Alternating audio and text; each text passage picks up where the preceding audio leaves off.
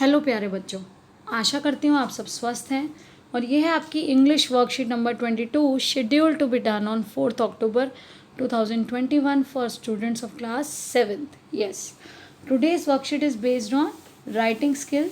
Today we will learn about paragraph writing. Let's learn how to write a paragraph. Brainstorm क्या होता है बेटा? Brainstorming होती है जब हमें दिए हुए टॉपिक पे हम लोग सोचें सारे आइडियाज़ को. Right everything you know about the topic on a rough sheet at one place. एक जगह पर आप लिख लेते हैं कि आप उसके बारे में क्या क्या जानते हैं.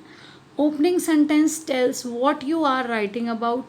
Decide your opening sentence. आप ब्रेनस्टॉर्म के बाद ओपनिंग सेंटेंस डिसाइड करेंगे, वो लिखेंगे.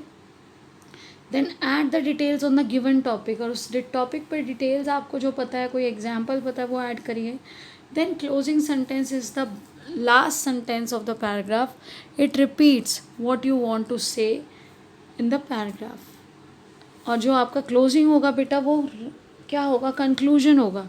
जो आप पूरे पैराग्राफ में कहना चाहते हैं उसको कंक्लूड करते हैं क्लोजिंग सेंटेंस में, जिसको आप समझते हैं कि मोस्ट इंपॉर्टेंट पॉइंट्स हैं जो आप सबको एक बार रिकैप कराना चाहेंगे. Right a paragraph on the most important person in my life. तो आपको पैराग्राफ लिखना है मोस्ट इम्पॉर्टेंट पर्सन आपकी लाइफ में सबसे महत्वपूर्ण कौन है. तो देखिए आपको एग्जाम्पल दिए गए विद क्लूज. सबसे पहले ओपनिंग सेंटेंस सोचा, the most important person in my life is. अब आप माई मदर, माई फादर कुछ भी लिख सकते हैं या किसी और का भी नाम लिख सकते हैं. जैसे मैंने लिखा my mother. 3 reasons why she is important to you. अब हमें 3 रीजन्स बताने हैं इनमें से कि क्यों वो हमारे लिए बहुत महत्वपूर्ण है. तो अगर मदर के बारे में लिख रही हो तो क्या हो जाएगा? She is a very loving and caring person. She takes care of my daily necessities. वो बहुत प्यार करती हैं, हम सबका बहुत ध्यान रखती हैं. वो हमारी दिन प्रतिदिन की जो ज़रूरतें हैं जैसे कुकिंग, फूड, हाइजीन, इन सब का ध्यान रखती हैं. घर को नीट एंड क्लीन बना के रखती हैं ताकि हमें कोई इन्फेक्शन, कोई प्रॉब्लम ना हो. शी गाइड्स भी कर सकते हो या हेल्प्स भी कर सकते हो. Me when I face any problem. आपकी हेल्प करती हैं मम्मी, आपको गाइड करती हैं कि क्या करना चाहिए. She helps me in studies, go to park, do things properly. और भी एग्जाम्पल्स आप जो डालना चाहें बेटा वो यहाँ डाल सकते हैं कि किस किस तरह से आप मम्मी के साथ एंजॉय करते हो या अपने पापा के साथ एंजॉय करते हो, या कौन सी स्पेशल चीज़ें हैं जो आपके लिए वो करते हैं. और क्लोजिंग सेंटेंस में so my mother is my role model. तो आपके लिए जो सबसे इम्पॉर्टेंट होगा, आप वहाँ पे माई मदर की जगह जो जिसका नाम आपने स्टार्टिंग में लिखा है यहाँ पे, वही नाम आप यहाँ पे लिखेंगे. सेम नेम आपका यहाँ पे आएगा.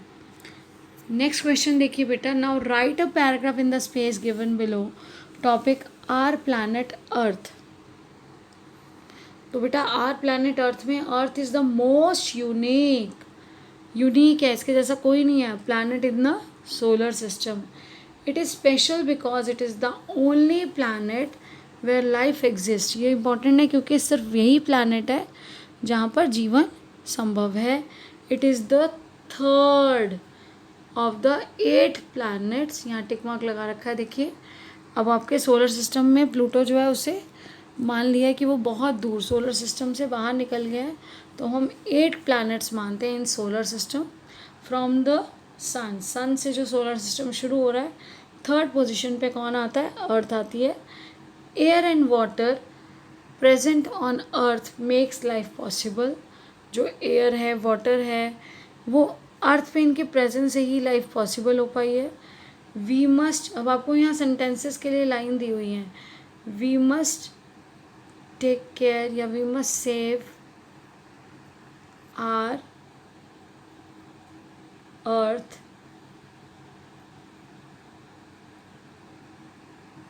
by reducing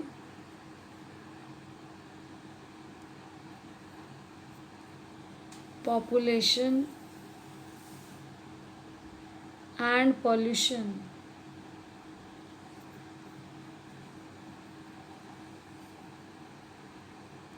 आप ये 2 लाइंस में लिख सकते हैं कि हमें अपनी अर्थ को बचाना चाहिए. और कैसे बचा सकते हैं हम? जनसंख्या वृद्धि को रोकें और साथ ही साथ प्रदूषण को रोकें. अब बेटा जैसा आपको कहा गया था कि क्लोजिंग लाइन, तो देखिए क्लोजिंग लाइन में क्या लिया, earth is the home to man and other living beings, we should protect our planet. तो अर्थ जो है बहुत से लिविंग बींग का एकमात्र सोर्स है। देखिए हमारा सबका घर है ये, और हम सबको इसको बचाना चाहिए। Last but not the least, Covid appropriate behaviour बेटा फॉलो करेंगे। Keep maintaining physical distance of 6 feet or 2 yards. Wash your hands regularly with soap and water. To fight against COVID-19, wear a mask. Thank you. Have a nice day.